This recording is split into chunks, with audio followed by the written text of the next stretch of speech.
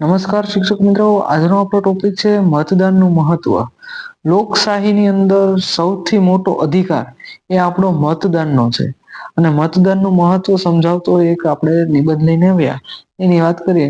મતદાન એ માત્ર અધિકાર નથી પરંતુ પવિત્ર કર્તવ્ય છે. કે લોકશાહીની જે વ્યવસ્થા છે એમાં મતદાનને વિશેષ મહત્વ આપવામાં આવ્યું છે. ભારતમાં વિશ્વનો સૌથી મોટો લોકશાહીનો રાષ્ટ્ર છે. ભારત છે સૌથી મોટો આપણો વિશ્વનો સૌથી મોટો લોકશાહીનો રાષ્ટ્ર છે. જ્યાં દરેક પુખ્ત નાગરિક છે એ બંધારણ દ્વારા છે એ મતદાનનો અધિકાર આપવામાં આવ્યો છે કે આપણો બંધારણ છે આપણને મતદાનનો અધિકાર આપે છે.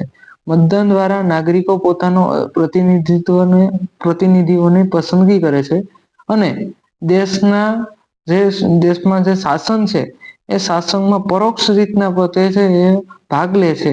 તેથી મતદાન છે એ લોકશાહીનું મજબૂત આધાર સ્તંભ છે. આ આધાર સ્તંભ આધારિત જ આપણે છે એ આપણા દેશનું કાર્યકારી જે પ્રણાલી છે એ ચાલી રહી છે. મતદાન માત્ર સરકાર બનાવવાનું સાધન નથી પરંતુ ભવિષ્યને ઘડવાનું શક્તિશાળી માધ્યમ છે. દરેક મતનું મહત્વ છે. એક જ મત છે એ ઘણી વખત ચૂંટણીના પરિણામ બદલી શકે છે. તેથી કોઈ પણ નાગરિકે છે મતદાનથી દૂર રહેવું જોઈએ નહીં. મતદાન કરતી વખતે જાતિ, ધર્મ, ભાષા અથવા લાલચના આધારે છે એ મતદાન થવું ન જોઈએ.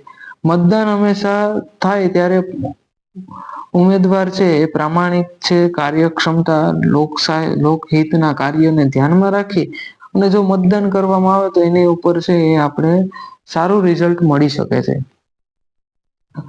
ભારતીય બંધારણ છે એ દરેક નાગરિકને સમાનતાનો અધિકાર આપ્યો છે. એટલે આપણે મતદાન પણ સમાનતાના આધારે જ થતું જોવા મળશે.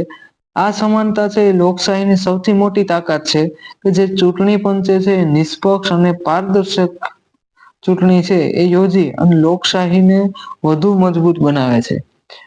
છેલ્લા કેટલાક વર્ષોથી છે મતદાનમાં જાગૃતિ લાવવા માટે SVEEP એટલે systemic voters education and electoral છે પાર્ટિસિપેશન આ છે જોવા મળે છે. જેવા કાર્યક્રમો ચલાવવામાં આવે કે જેથી છે એ આ મતદાનનું મહત્વ વિશે લોકોને જાગૃતતા આવે અને એનું એજ્યુકેશન થોડુંક એની માહિતી એને પ્રદાન કરવામાં આવે. યુવાનો છે એ દેશના ભવિષ્યના કર્ણધાર છે. યુવાનોના હાથમાં જ આપણા દેશનું ભવિષ્ય છે. તેઓએ મતદાર તરીકે નોંધણી કરાવીને જવાબદારી પૂર્વક છે મતદાન કરવું જોઈએ. મતદાન ન કરવાથી સારા નેતાઓની પસંદગી કરવાની તક છે આપણે ગુમાવી શકીએ છીએ. તેથી દરેક જાગૃત નાગરિકે છે મતદાન તો કરવું જ છે. રાષ્ટ્રનું છે એ કર્તવ્ય તરીકે આપણે સ્વીકારવું છે કે આપણે એક કર્તવ્ય છે કે જે મતદાનની અંદર ઘણી વખત એવું પણ જોવા મળે કે મતદાનને લીધે છે એ છુટ્ટી જાહેર થઈ ગઈ હોય કે ભાઈ મતદાન કરવા જવાનું છે એટલે આજે છુટ્ટી. પણ લોકો છુટ્ટીઓનો લાભ ઉઠાવી લે છે પણ મતદાન પણ ઘણી વખત કરવા નથી જતા.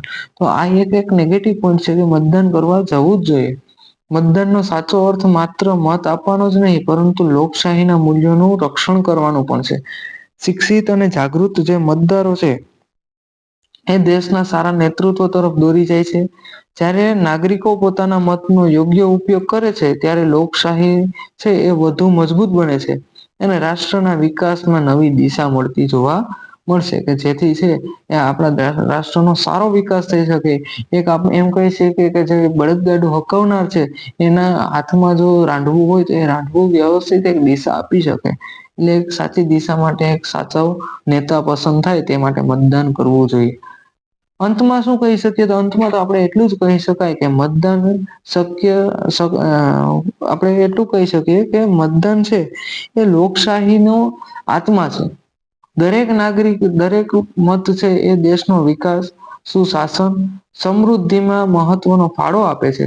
તેથી આપણે સૌએ નિષ્પક્ષ, નિર્ભય અને જવાબદારી પૂર્વક મતદાન કરીને એક સશક્ત લોકશાહીના નિર્માણમાં યોગદાન આપવું જોઈએ. અને મારો મત છે એ મારા દેશનું ભવિષ્ય છે. આવા સ્લોગનથી આપણે અહીંયા પૂર્ણાહુતિ કરીએ છીએ અને આ જે સ્લોગનો આપેલા છે એ એક આપણે મતદાનની કિંમત સમજાવી શકીએ. મતદાન છે એ સારું મતદાન થાય એવા પ્રયત્નો કરવા જોઈએ.